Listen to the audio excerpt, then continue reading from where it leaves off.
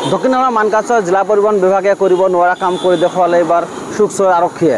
এই মুহূৰ্তত মই উপস্থিত আছোঁ দক্ষিণ কামৰূপ মানকাছাৰ জিলাৰ সদৰ হাটশিঙিৰ পৰা প্ৰায় 500 মিটাৰ নিলগত থকা শান্তিপুৰ নামৰ এখন বিশেষ ঠাইত, যি ঠাইতে সঘনাই দুৰ্ঘটনা সংঘটিত হয়। যোৱা কেইদিনমান পূৰ্বে এই ঠাইতে দুৰ্ঘটনা সংঘটিত হয়, ঠিক তাতে নিহত হ'বলগীয়া হৈছে এগৰাকী যুৱক, লগতে আজিও চিকিৎসাধীন হৈ আছে এগৰাকী যুৱক। আমি দৃশ্য দেখুৱাম যে আচলতে যোৱাকালি চুকছৰ আৰক্ষীয়ে আচলতে দেখা গৈছে এখন বেনাৰ আঁৰি দিয়া পৰিলক্ষিত হৈছে। ইয়াত লিখা আছে হেপী নিউ ইয়াৰ 2025 পুলিচ চেকপোষ্ট আৰু শ্ল' ড্ৰাইভ লং লাইফ, এনেদৰে আসলে বেনাৰ আঁৰি দিয়া পৰিলক্ষিত হৈছে। কাৰণ আসলতে এই কামখন কৰিব লাগিছিলে আসলতে দক্ষিণ কামৰূপ মানকাছাৰ জিলা পৰিবহণ বিভাগৰ, কিন্তু আজিলৈকে দেখা নাই। ঠাইখনত যিহেতু দুৰ্ঘটনা সংঘটিত হয়, কিন্তু আজিলৈকে দেখা পোৱা নাই পৰিবহণ বিভাগৰ ফালৰ পৰা কোনো ধৰণৰ পদক্ষেপ। কাৰণ এই ঠাইখনত আসলতে দেখা যায় যে ডাঙৰ এখন ইউটাৰ্ণ থকাৰ বাবে ইয়াত সঘনাই দুৰ্ঘটনা সংঘটিত হয়, কিন্তু আজিলৈকে জিলা পৰিবহণ বিভাগৰ ফালৰ পৰা কোনো ধৰণৰ বেনাৰ ইয়াত আঁৰি দিয়া পৰিলক্ষিত হোৱা নাই, বা জনবসতি অঞ্চল হয় যাৰ বাবে সঘনাই দুৰ্ঘটনা সংঘটিত হয়, কিন্তু আজিলৈকে ইয়াতে কোনো ধৰণৰ ব্ৰেকাৰ বা কোনো ধৰণৰ আসলতে ক'ব লাগিব যে বেনাৰ আঁৰি দিয়া পৰিলক্ষিত হোৱা নাই, যাৰ বাবে দেখা গৈছে যে যোৱাকালি চুকছৰ আৰক্ষী ইতিমধ্যে যে দুখন কৰি ড্ৰাম দি আসলতে এখন বেনাৰ দি আসলতে দুৰ্ঘটনাৰ পৰা আজি ৰক্ষা পোৱাৰ কাৰণে আসলতে এক ব্যৱস্থা গ্ৰহণ কৰিছে, যাৰ বাবে ইতিমধ্যে সচেতন মহলতে চুকছৰ আৰক্ষীকে প্ৰশংসা কৰিবলগীয়া হৈছে। আমাৰ এতিয়া দক্ষিণ কামৰূপ মানকাছাৰ জিলা ছাত্ৰ সন্থাৰ ভাৰপ্ৰাপ্ত সভাপতিগৰাকী আছে, তেখেতৰ সৈতে এই বিষয়ে কথা পাতিবলৈ যত্ন কৰিম। হয়, কি ক'ব, যিহেতু দেখা গৈছে যে জিলা পৰিবহণ বিভাগে কোনো ধৰণৰ ব্যৱস্থা নকৰাৰ বাবে আৰক্ষীৰ ফালৰ পৰা দুৰ্ঘটনাৰ পৰা ৰক্ষা কৰাৰ পদক্ষেপ গ্ৰহণ কৰিছে, কি ক'ব? হয়, সঁচাকৈয়ে ক'ব লাগিব যে পৰিবহণ বিভাগে মানে ইমান দিনে শান্তিপুৰত যিটো ঠাই, এই ঠাইটোত মানে সঘনাই যি হাৰত মানে এক্সিডেণ্টৰ সংখ্যা বৃদ্ধি পাইছে, কিন্তু এই এক্সিডেণ্টৰ সংখ্যাটো বৃদ্ধি পোৱাৰ কাৰণটো হ'ল যে ইউটাৰ্ণবোৰত এওঁলোকে পৰিবহণ বিভাগৰ ফালৰ পৰা কোনো ধৰণৰ বেনাৰ আঁৰি দিয়া নাই। ৰাস্তাৰ যিবোৰ ঠাইত হস্পিটেল আছে, স্কুল আছে, নাইবা ইউটাৰ্ণ আছে, তাত চিহ্নমূলক চিন দিব লাগিব আৰু পৰিবহণ বিভাগক সম্পূৰ্ণ দায়িত্বটো গ্ৰহণ কৰিব লাগিব। কিন্তু এইবেলি দক্ষিণ শালমাৰা মানকাছাৰ জিলাত দেখা গৈছে যে PWD বিভাগ নাইবা পৰিবহণ বিভাগ কিন্তু এই শান্তিপুৰ নামৰ ঠাইত যিটো এটা ইউটাৰ্ণ আছে, এই কামখন আজিৰ দিনত এটা বেনাৰ আঁৰি দিয়া নাই। মানে হৈদিনীয়া ইয়াত এটা এক্সিডেণ্ট হৈ মানে সিটাতে এজন নিহত হৈছে আৰু এজন আহত হৈ আজিৰ দিনত গুৱাহাটী চিকিৎসালয়ত মানে চিকিৎসাধীন হৈ আছে।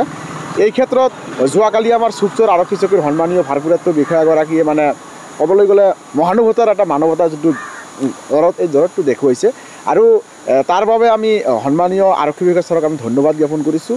আৰু পুলিচ প্ৰশাসনে যিটো কাম কৰিছে, এই কামটো মানে অতি সুন্দৰ কাম কৰিছে। কামখন পৰিবহণ বিভাগৰ ফালৰ পৰা কৰিব লাগে। হয়, অৰিজিনালে কামখন পৰিবহণ বিভাগৰ ফালৰ কৰিব লাগিছিল, কিন্তু কি কৰিলে তাৰ ভিতৰত প্ৰশাসনৰ ফালৰ পৰা এই কামটো কৰিলে, মানে চিন্তাটো ওলোটা হ'ল।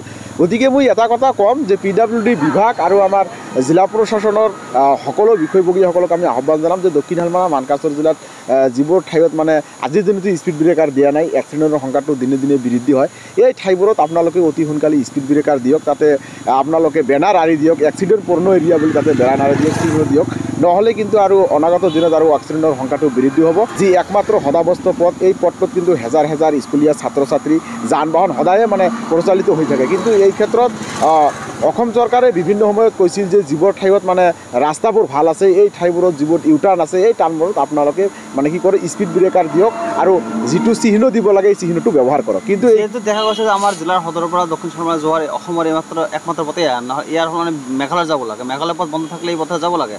সদাৱস্থ পথ বহুতো স্কুল কলেজ ছাত্ৰ ছাত্ৰী যায়, কিন্তু দেখা যায় সঘনাই দুৰ্ঘটনা সংঘটিত হয়। আৰু এটা বস্তু দেখা যায় যে ৰাস্তাৰ কাষতে দখা থকা সত্ত্বেও কোনো ধৰণৰ ৰেলিঙৰ ব্যৱস্থা নাই, কি ক'ব?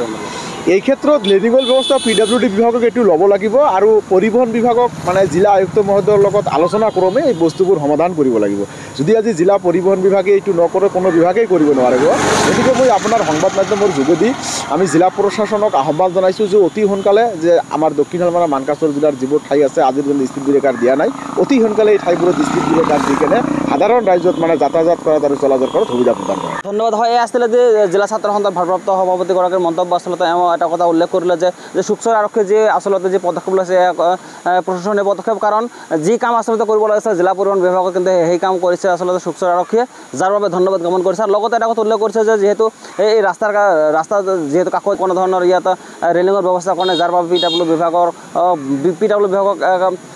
জগৰীয়া কৰিছে। আৰু আৰু ক'ব লাগিব যিহেতু এটা দক্ষিণ হালমা মানকাছাৰ জিলাৰ সদৰ হাটশিঙিৰ পৰা দক্ষিণ হালমালৈ যোৱাৰ যে অসমৰ একমাত্ৰ পথ এয়া হয়, কাৰণ ইয়াৰ সলনি যি মেঘালয়লৈ যাব লাগে সেই পথটো বন্ধ কৰিলে আচলতে হাজাৰ হাজাৰ স্কুল কলেজৰ ছাত্ৰ ছাত্ৰীসকলে এই পথে যাব লগা হয়। যে এই পথখন যিহেতু জনবসতি অঞ্চল হয়, যাৰ বাবে আৰু ডাঙৰ ইউটাৰ্ণ থকাৰ বাবে সঘনাই দুৰ্ঘটনা সংঘটিত হয়, কিন্তু আজিলৈকে দেখা নাই জিলা প্ৰশাসন বা যে পৰিবহণ বিভাগৰ ফালৰ পৰা কোনো ব্যৱস্থা গ্ৰহণ কৰিছে, যাৰ বাবে শুকচাৰ আৰক্ষী ইতিমধ্যে যি দুৰ্ঘটনাৰ হাৰ কমোৱাৰ কাৰণে এক পদক্ষেপ গ্ৰহণ কৰিছে, যাৰ বাবে সচেতন মহলত ইয়াক প্ৰশংসা কৰা পৰিলক্ষিত হৈছে। আমাৰ এই প্ৰতিবেদনৰ পিছত জিলা প্ৰশাসন তথা জিলা পৰিবহণ বিভাগ কেনেধৰণৰ ব্যৱস্থা গ্ৰহণ কৰে এয়া হ'ব লক্ষণীয় বিষয়। এই মুহূৰ্তত মই হাটশিঙিৰ পৰা মকিবুৰ ৰহমান, ND24।